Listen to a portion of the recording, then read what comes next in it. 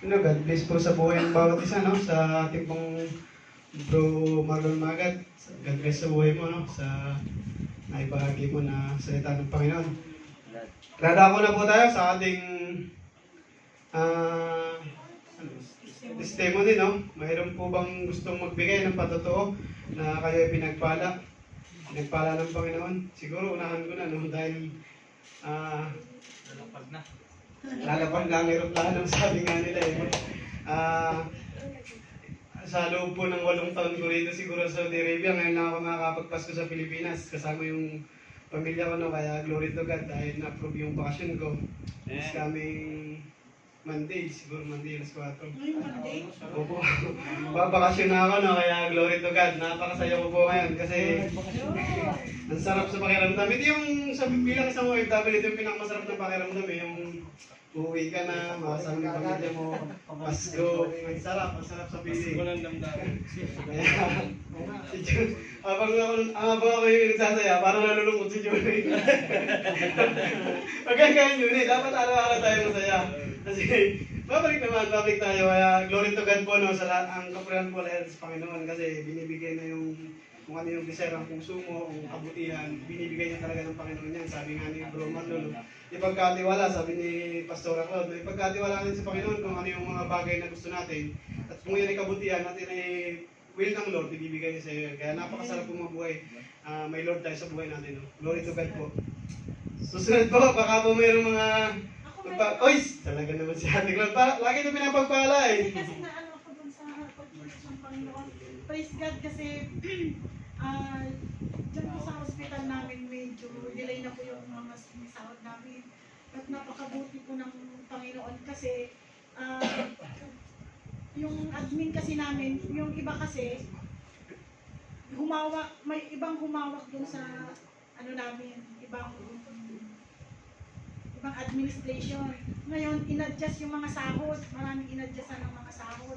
Noong umalis na yung humawak, mga 1 year siguro silang humawak, nakasama ako dun sa nabigyan ng pagpapala. Yung time na yun. Ngayon, nalaman ng may-ari na ganito pala yung pinamigay ng previous administration. May malalaki, may ganun. Ang ginawa niya, binawasan niya yung mga nabigyan. Ang praise God, sabi ko, Lord, ang galing mo. Sabi ko, hindi, nalampasan ako ng salot. Hindi nabawasan yung sahod ko. Praise God, thank God, sabi ko, Lord, salamat. Alam niya kung ano yung mga pangangailangan namin. Alam niyo naman si tatay niya wala ding income na malaki. At naniniwala ako, glory to God, talagang nagsusupply siya ng aming mga pangangailangan. So, kaya niyang i-meet yung katapusan ng katapusan. So, yung katapusan ng buwan sa katapusan ng buwan na walang maraming mga, hindi naman sabihin natin patong-patong na utang, hindi ganun. Mayroon din kaya tamang-tama lang na ma-meet yung so napakailan yung salong talaga ang mag-ano sa atin, yung magnanakaw na yun.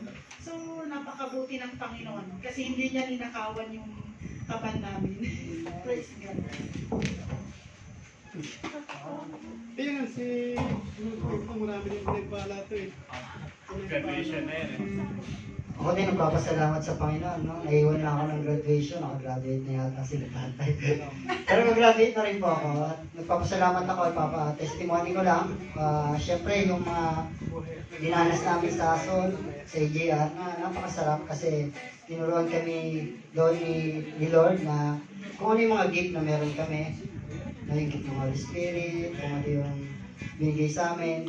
So, sa akin, sa buhay ko, mas nakikita ko yung pagkilos ng Panginoon sa akin mula nung magkaasawa ko, sa totoo lang. Sobrang saya sa buhay, sa totoo lang may kasama sa buhay. Kaya si Babes. At pinagpapasalamat ko na kahit nagkaroon ako ng sakit, nagkaroon ng sakit si Babes, ay magaling na. Siyempre, in Jesus' name, siya lang yung manggagamot ng ating buhay. Lagi po natin tandaan na ano man yung mga kahinaan na pinaparamdam sa atin ng kaaway, physically, spiritually, tandaan po natin na ang Panginoon ay lagi nandyan. Mag-pray lang po tayo lagi. Yun lang po. Amen.